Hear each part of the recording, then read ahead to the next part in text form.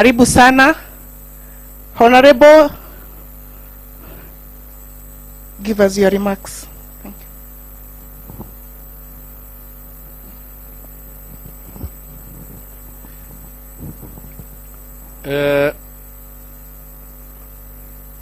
Mzee Gidu wa Kihengeri, I think is the oldest member here. Honorable, Right Honorable Prime Minister, Honorable Raila Amolo ODINGA, and all my fellow brothers and sisters in the struggle. Hamjambo. But nimeshukuru sana kuwa hapa na kusikia machache ambayo nimesikia. Nimekuja kuchelewa kwa sababu mnapojua saa hii tunakaa kama majaji kule kwa Senate kuamua mambo yenye imetoka Meru. Na tumepatiwa break ya saa 1:30 na nikaona nikimbie nije hapa tusalimiane alafu nirudi niendelee na ile kazi mlinipea. So asanteni sana. Yangu yatakuwa mafupi. Jambo la kwanza, nataka tuelewane. Kama huna story kwa Kiswahili inaitwaje? Kama huna hadithi, lakini hadithi inakaa kama ya sungura mjanja. Lakini kama huna hadithi, if you don't have a story, you don't exist. It's out of the story that you have that you can have claims to anything.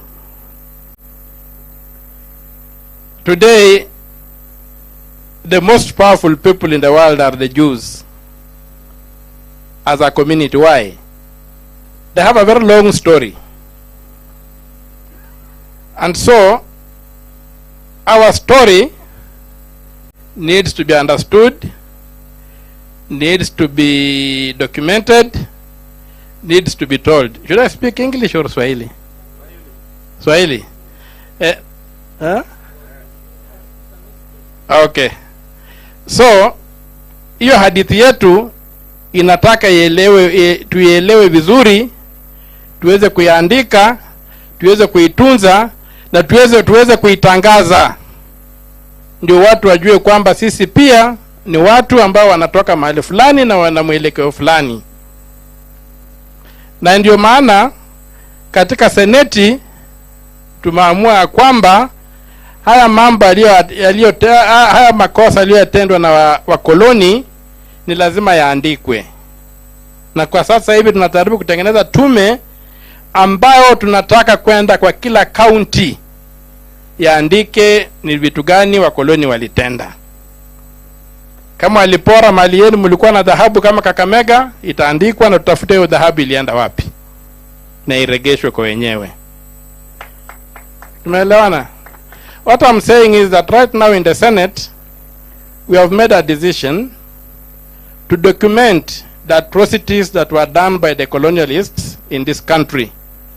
And we are going to form county-based committees of detail to interrogate and audit our narrative, to be able to ferret out violations of human rights and other crimes against humanity.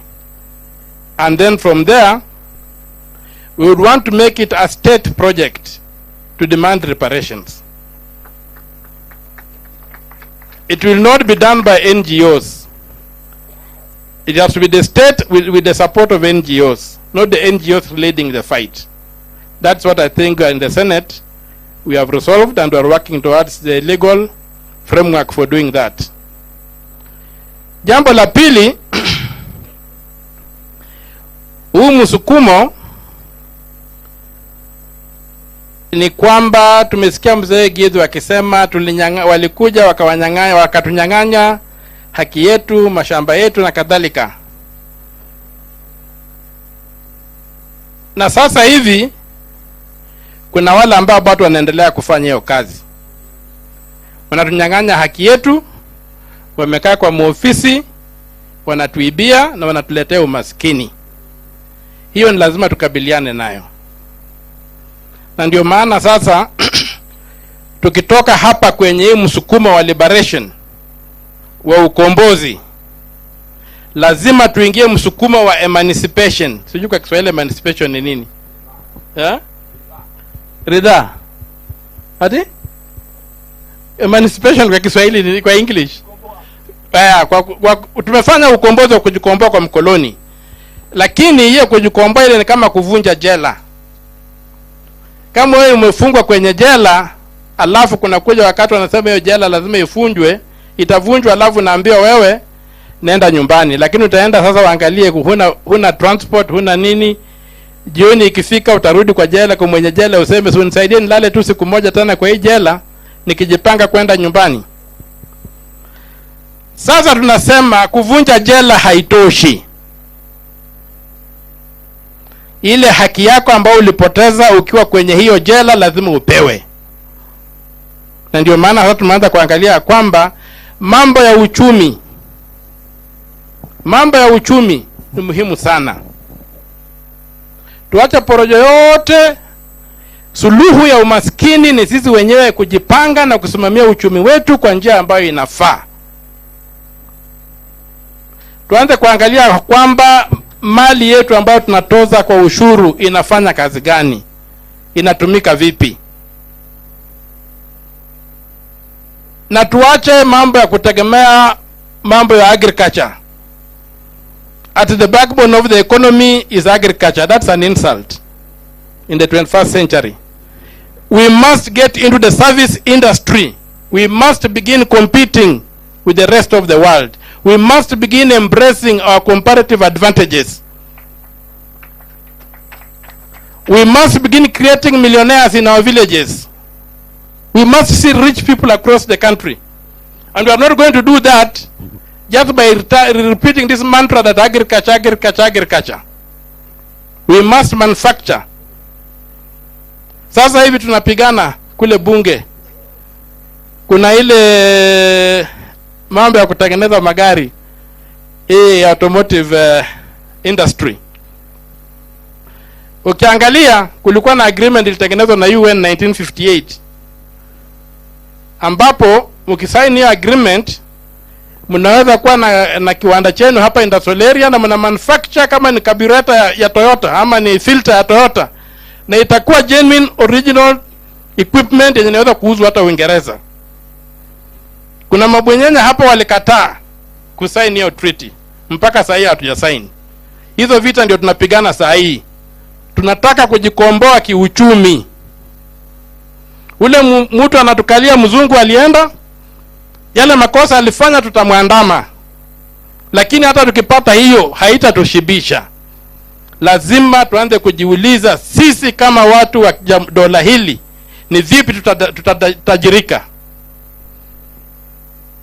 Hakuna vile Mmeru atauza miraa atajirike. Tujenge viwanda.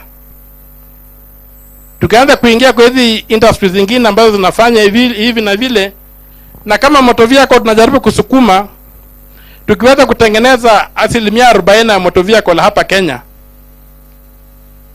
itatusaidia kwa njia kubwa sana.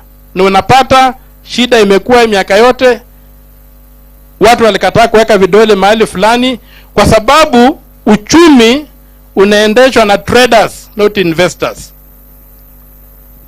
We have very many transactional characters in this country. They drive the economy on the basis of trade, not investment and growth, not development. And that is where we must take our next frontier, to fight so that we can get emancipation, so that we can get rich people in this country, so that we can get to compete with the rest of the world. But to get there, we must tell our story of where we are coming from. And that's why efforts like this are extremely important.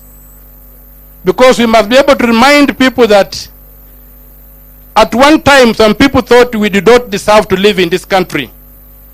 And they wanted to exterminate us. And that can happen again. So how do you protect against that? It's the same people, it's the same ideologies, everything is the same. So how do we protect ourselves from these existential threats that are coming? Look at the history of Africa. Look at the leaders who were assassinated. What kind of leaders were they? Look at the history of Africa.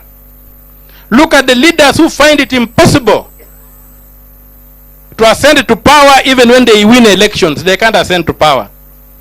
What history is that? What does it tell us? So beyond liberation, let us look at emancipation.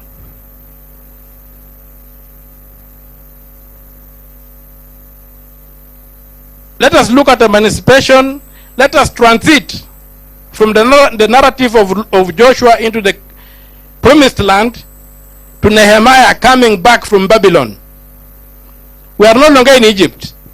We left Egypt in 1963. Right now we are in Babylon. So we need to find a formula of getting out of Babylon back to Jerusalem. I'm using the Jewish profess Christians and the Jewish. You have grafted yourself onto the Jewish story, so it's part of our story. So everything you have gained. How do we go back and be the people God intended us to be? How do we go back